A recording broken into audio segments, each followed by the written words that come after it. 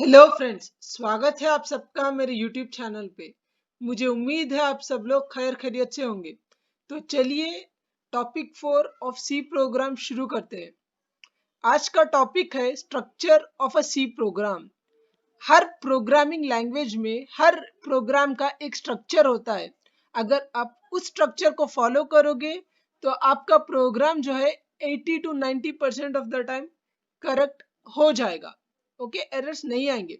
आपका सी tokens, structure और syntax आपके परफेक्ट है तो सिर्फ आपको कोड लिखना पड़ेगा नया, बाकी का सब ठीक हो जाएगा। और सबसे इंपॉर्टेंट बात, आप लोगों को जब कभी भी प्रोग्राम सीख रहे हैं, आप खुद से प्रोग्राम लिख रहे हैं तो उसका एग्जीक्यूशन पार्ट सीखना मस्ट है। जो कोई भी ट्रेनर्स आजकल के, आप चाहे 10,000 भी क्यों ना पे करो, नहीं सिखाते हैं। फाइन, तो मैं इंशाल्लाह आज की वीडियो में आप लोगों को वो सब सिखाऊंगा, इवन द एग्जीक्यूशन पार्ट भी बताऊंगा, कौन सा स्टेटमेंट कब कैसा एग्जीक्यूट होता है। तो देखते रहिए। तो चलिए टॉपिक के साथ शुरू करते हैं। Structure of a C program topic है हमारा, structure of a C program. Fine, C program के स्ट्रक्चर में 5 पार्ट्स है, यानी 5 पार्ट्स। उसमें पहला वाला है लिंक सेक्शन, दूसरा वाला है डेफिनेशन सेक्शन, तीसरा वाला है ग्लोबल डिक्लेरेशन सेक्शन, चौथा वाला है मेन फंक्शन सेक्शन और पांचवा है सब प्रोग्राम सेक्शन। तो चलिए पहला वाला देखते हैं, link section. This part of the code is used to declare all the header files that will be used in the program. इसका मतलब है यहाँ पे हम लोग डिक्लेयर कर देते हैं जो भी हेडर फाइल्स हम लोग को चाहिए, जो हम लोग यूज करने वाले प्रोग्राम में जो भी हेडर फाइल्स है वो यहाँ पे डिक्लेयर कर देते हैं। फाइन,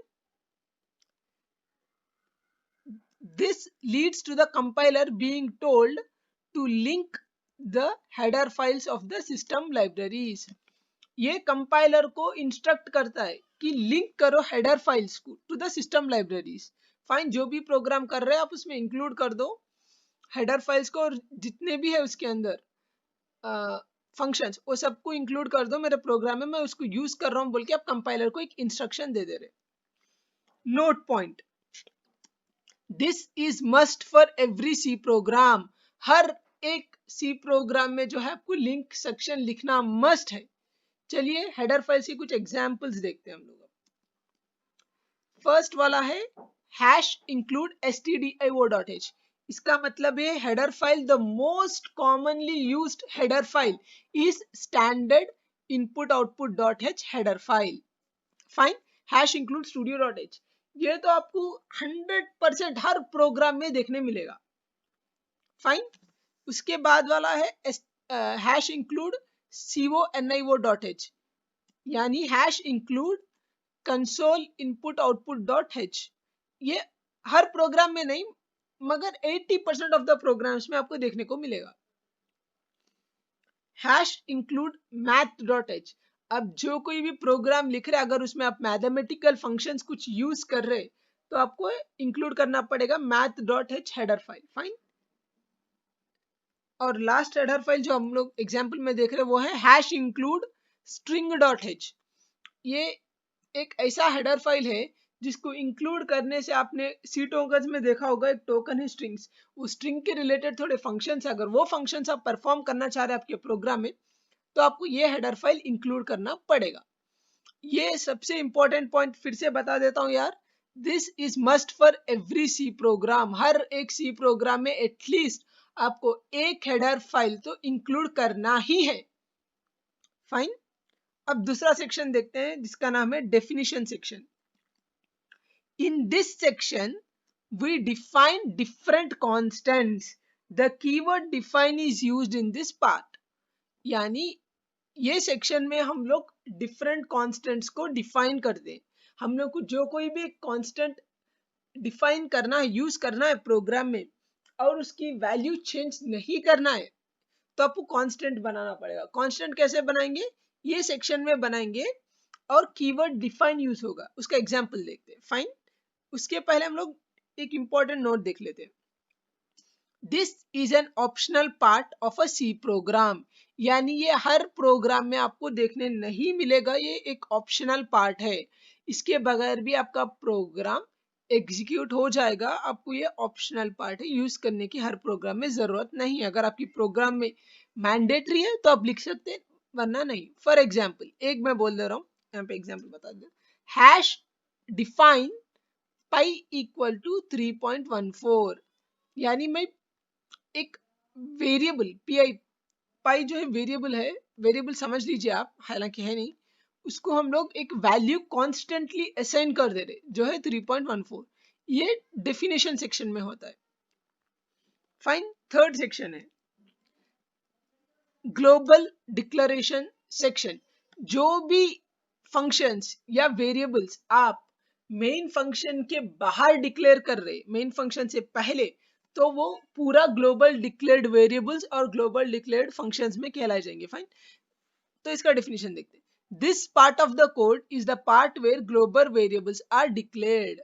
इसका मतलब है यहाँ पे एक ये पार्ट जो है, ये सेक्शन जो है, ऐसे पार्ट ऑफ कोड को कंटेन करता है जहां पे ग्लोबल वेरिएबल्स को डिक्लेयर होते हैं। Fine, all the global variables used in the program are declared in this part. जो भी आपको ग्लोबल वेरिएबल यूज करना है प्रोग्राम में, वो सब यहाँ पे डिक्लेयर की जा रहे। फाइन,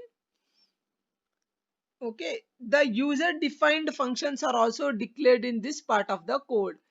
अब जब भी कभी भी फंक्शंस डिक्लेयर कर रहे खुद के बना के, तो वो जो भी फंक्शंस आप डिक्लेयर कर रहे हैं ना, वो भी इधर ही डिक्लेयर हो जाएंगे, यूजर डिफाइंड फंक्शंस। एग्जांपल देखते हैं हम लोग यहाँ पे। फ्लोट एरिया एक फंक्शन है जो पैरामीटर ले रहा फ्लोट ए, यानी एक फंक्शन क्रिएट कर रहे आप फ्लोट टाइप का जिसका नाम है एरिया। ओके, उसके अंदर आप एक पैरामीटर दे रहे हो, उसके अंदर आप एक वैल्यू स्टोर कर रहे हो। वो वैल्यू कैसा स्टोर हो रहा, फ्लोट ए नाम का एक वेरिएबल क्रिएट कर रहे हैं आप जो कि फ्लोट टाइप का है। अगर आपको टाइप्स के बारे में जानना है तो आप मेरी second video data types, variables और आइडेंटिफायर्स के बारे में देखिए, वो सब आपको बता देगा, जिसमें आप ए नाम का वेरिएबल क्रिएट कर रहे हैं। फाइन, और एक एग्जांपल है इंट ए इक्वल टू 7। अगर आपको ये समझना है तो फिर से आपको जो है सो मेरी सेकंड वीडियो देखनी पड़ेगी, सी लैंग्वेज की, सी सीरीज, जो मेरे प्लेलिस्ट में मिल जाएगा आपको। फाइन, और अब हम लोग देखते हैं fourth important part of a C programme.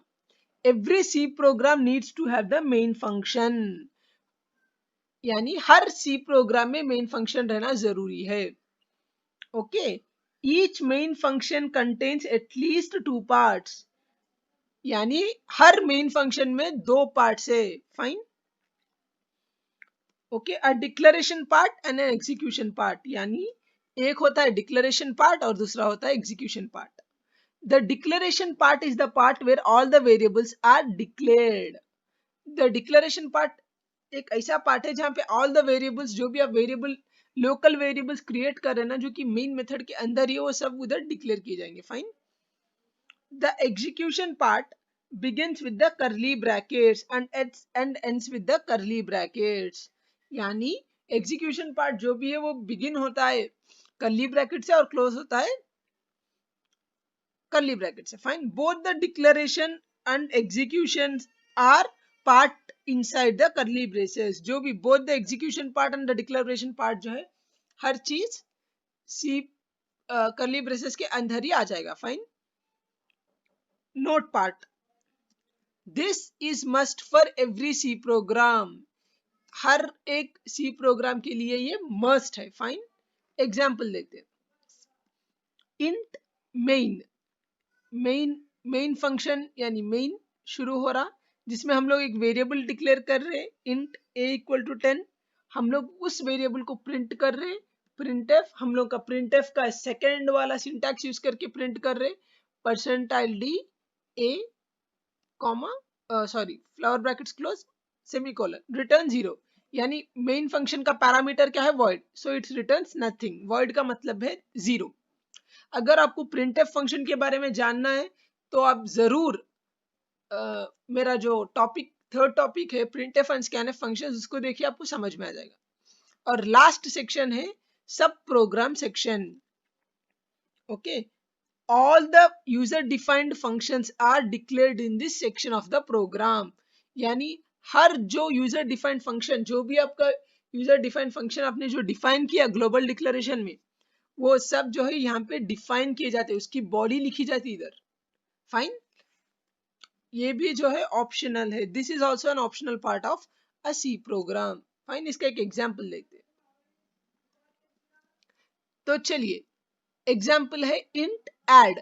Int मेरा टाइप है, इंट टाइप का मैं जो है एक फंक्शन क्रिएट कर रहा हूं जिसका नाम है एड। उसमें दो पैरामीटर्स है, इंट ए कॉमा इंट बी।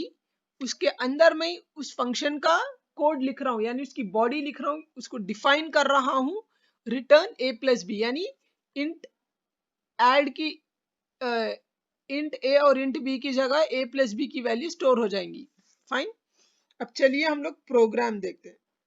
तो हम लोग प्रोग्राम लिखने से पहले एक इंपॉर्टेंट पॉइंट बता दूंगा यहाँ पे।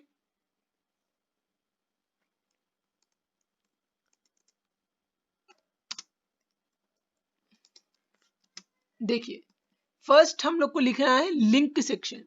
तो मैं एक फंक्शन लिख रहा हूँ, सॉरी फंक्शन नहीं, एक हेडर फाइल को इंक्लूड कर रहा हूँ, hash include stdio.h।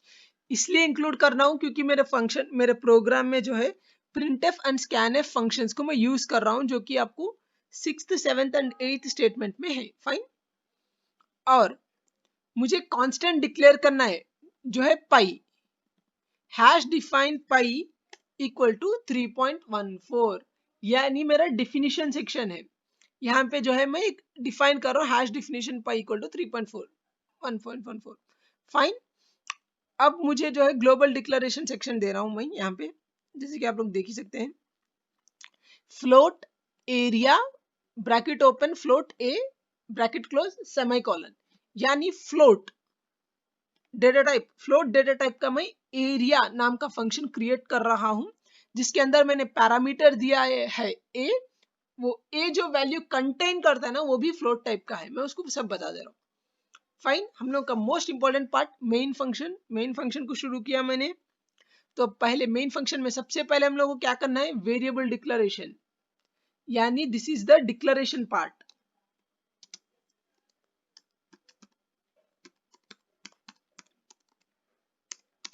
Declaration part, okay. ये जो है अपना डिक्लेरेशन पार्ट। तो मैंने एक वेरिएबल डिक्लेयर कर दिया, जिसमें जो है मैंने आर नाम लिख दिया वेरिएबल का, और वो जो है फ्लोट टाइप का है, फ्लोट आर। वेरिएबल डिक्लेयर हो गया। फाइन, अब एग्जीक्यूशन पार्ट शुरू होता है यहाँ पे। Execution part starts. Execution part, यहाँ पे एग्जीक्यूशन पार्ट स्टार्ट हो रहा। एंटर द रेडियस, मैं प्रिंटफ स्टेटमेंट लिख रहा हूँ जहां पे मैं लिख रहा हूँ enter the radius, radius enter करो। और जो भी रेडियस वैल्यू यूजर एंटर करेगा उसको मैं स्टोर कर रहा हूँ मेरे वेरिएबल में आर, स्कैनफ फंक्शन को यूज करके। तो फिर से मैंने एक और प्रिंटफ लिख दिया है function, the area is percentile F area. Area जो है वो लिख दिया और रिटर्न 0 कर दिया मैंने, फ्लावर ब्रैकेट्स क्लोज कर दिया। और मेरा जो यूजर डिफाइंड फंक्शन है जो स्टेटमेंट 3 में है, उसको मैं अब डिफाइन कर रहा हूँ sub program section. Okay, execution part ends here. मैं यहाँ पे लिख दूंगा आपको, फाइन, एग्जीक्यूशन पार्ट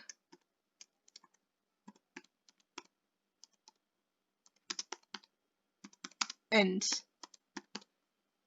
फाइन, तो फ्लोट एरिया, फ्लोट ए, ये मेरा फंक्शन है। मैं फंक्शन का डेफिनेशन शुरू करा, फ्लावर ब्रैकेट ओपन करा, तो उसमें मैं कोड लिख रहा हूँ, return pi into R semicolon, यानी ये वैल्यू रिटर्न करेगा पाई इंटू आर कैलकुलेट करके रिटर्न करेगा। फ्लावर ब्रैकेट क्लोज किया मैंने, और मेरा आउटपुट है enter the radius. First statement जो है प्रिंटफ का, जो है 6th स्टेटमेंट में जो प्रिंटफ मैंने जो कंसोल को दिखने के लिए मैसेज रखा वो दिखाई देगा। तो मैंने एंटर किया 15, तो 15 एंटर करके मैंने एंटर बटन दबाया, तो द एरिया इज 706.5। मुझे उम्मीद है आप लोगों को प्रोग्राम तो थोड़ा बहुत समझ में आया होगा। अब मोस्ट इंपॉर्टेंट पार्ट है एग्जीक्यूशन पाथ। अगर एग्जीक्यूशन पाथ आप समझ जाओगे तो प्रोग्राम आपको पक्का समझ जाएगा। फाइन। सबसे पहले अपना स्टेटमेंट फर्स्ट एग्जीक्यूट होता है, यानी statement execute first. This means the compiler includes all the predefined functions of stdio.h header files. Functions are included in the program. Fine. इसका मतलब है जब कभी भी आप कंपाइलर को इंस्ट्रक्ट करते हो hash include stdio.h header file लिख के, तो हेडर फाइल फंक्शंस पूरे जो है इंक्लूड हो जाते हैं प्रोग्राम में। उसके बाद जो है अपना सेकेंड स्टेटमेंट एग्जीक्यूट हो रहा है। This statement execute next where the value for pi is defined. अपना सेकेंड स्टेटमेंट क्या है, ये स्टेटमेंट एग्जीक्यूट हो रहा सेकेंड, जिसकी वैल्यू है पाई इक्वल टू 3.14। अब देखते हैं third statement. This statement executes next creates a function which is global and accessed from anywhere।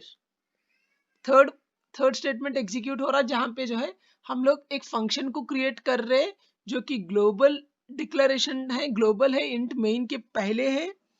तो जो भी वेरिएबल डिक्लेयर हो रहा तो उन सब का वहां पे कहीं भी यूज कर सकते हैं आप प्रोग्राम में, इसलिए हम लोग ग्लोबली डिक्लेयर कर रहे हैं और उसका एग्जीक्यूशन उधर शुरू हो जाएगा। फाइन। उसके बाद fourth point, this statement executes next here the main function starts. तो अपना फोर्थ स्टेटमेंट था मेन फंक्शन, यहां से मेन फंक्शन का एग्जीक्यूशन शुरू हो जाएगा। फाइन। मेन फंक्शन स्टार्ट हो जाएगा, एग्जीक्यूशन नहीं बोलूंगा मैं, मेन फंक्शन स्टार्ट हो जाएगा। Fine. This statement executes next where the memory is allocated for variable r of float type। हम लोग ने वेरिएबल क्रिएट किया है फिफ्थ स्टेटमेंट में, जहां पे आपको वेरिएबल क्रिएट हो जाएगा आर टाइप। आर जो है हम लोग ने वेरिएबल का नाम दे दिया है, जो भी वैल्यू उसमें मेमोरी एलोकेट होगा वो फ्लोट टाइप का होगा। Fine. This statement execute next where the printf function executes. यहाँ पे जो है नेक्स्ट स्टेटमेंट अपना printf फंक्शन है जो एग्जीक्यूट होएगा और पूछेगा कि यूजर को enter the radius question mark. तो फाइन, जब एंटर करेगा रेडियस 15 तो सेवेंथ स्टेटमेंट एग्जीक्यूट होगा अपना this statement executes next where the scanf function executes and stores whatever the data given by the user at the variable created. इसका मतलब है जो कोई भी वैल्यू अब यूजर दे रहा वो scanf फंक्शन जो है स्कैन करके वेरिएबल को स्टोर कर लेगा। फाइन। अब जो है एथ स्टेटमेंट है, सॉरी लास्ट नहीं होता है। This statement executes next where the printf function executes and the control flows to float function. Next statement जो एग्जीक्यूट होगा वो जो है printf फंक्शन है, जहां पे कंट्रोल फ्लो हो जाएगा फ्लोट फंक्शन को। देखिए आप 8 के बाद 8a लिखा मैंने, 9 लिखा, मगर बीच में 8a 8b लिखा, क्योंकि देखिए printf फंक्शन में क्या है अपने को, the area is percentile F. यहां तक जो है द एरिया इज बोल के आ जाएगा और परसेंटाइल एफ जो है जो भी वैल्यू आप रिटर्न कर रहे 8a और 8b के दौरान वो परसेंटाइल एफ में स्टोर हो जाएगा। फाइन। अब देखिए कंट्रोल फ्लो हो रहा एरिया ए में, यानी यहाँ पे मैंने फंक्शन नेम लिख दिया एरिया ए, कंट्रोल इधर आ गया। तो फाइन, अब 8a एग्जीक्यूट होगा नेक्स्ट, जहां पे जो है सो हम लोग उसका ये देखेंगे 8a। This statement execute next where globally declared function gets executed. यहाँ पे अब जो ग्लोबली डिक्लेयर्ड फंक्शन जो हम लोग ने थर्ड में डिक्लेयर किया था उसका एग्जीक्यूशन शुरू हो जाएगा 8b। This statement executes next where the code globally declared for the code of the globally declared function returns a value and in a variable, and the value stored in a gets printed in the printf function of eighth statement। तो ये statement next execute होगा where the code of the globally declared function, यानी code क्या लिखा था मैंने, return pi into are, तो multiply हो जाएगा पाई वैल्यू और जो भी यूजर ने दिया आर की वैल्यू, दोनों मल्टीप्लाई हो जाएंगे और इसकी वैल्यू जो है स्टोर हो जाएगी वेरिएबल ए, जो कि area flower bracket open float a बोल के हम लोग ने जो वेरिएबल क्रिएट किया ए उसमें स्टोर हो जाएगा, and the value stored in a gets printed to the printf function in the if statement. Fine, ये पूरी जो वैल्यू है इसकी, जो मैं अभी जो ब्लू मार्क कर रहा हूं, इसकी जो पूरी वैल्यू है वो परसेंटाइल एफ में स्टोर होके द एरिया इज बोल के प्रिंट हो जाएगी। फाइन, जो की वैल्यू है 706.5। और last, this statement executes last and instructs the compiler that the main function is returning nothing। यानी ये स्टेटमेंट लास्ट में एग्जीक्यूट हो रहा और मेन फंक्शन कुछ भी खुद की वैल्यू नहीं दे रहा बोल के बता रहा। आज के लिए बस इतना ही गाइस। अगर वीडियो पसंद आए तो लाइक करिए, शेयर करिए और सब्सक्राइब करिए। और आपको अगर टेक्नोलॉजी के बारे में जानना है तो मैं मेरे दोस्त का एक यूट्यूब चैनल है, उसका लिंक दे दूंगा, उसको जरूर सब्सक्राइब करिए। Last but not least, stay home, stay safe, may God bless you all, bye bye and thanks for watching.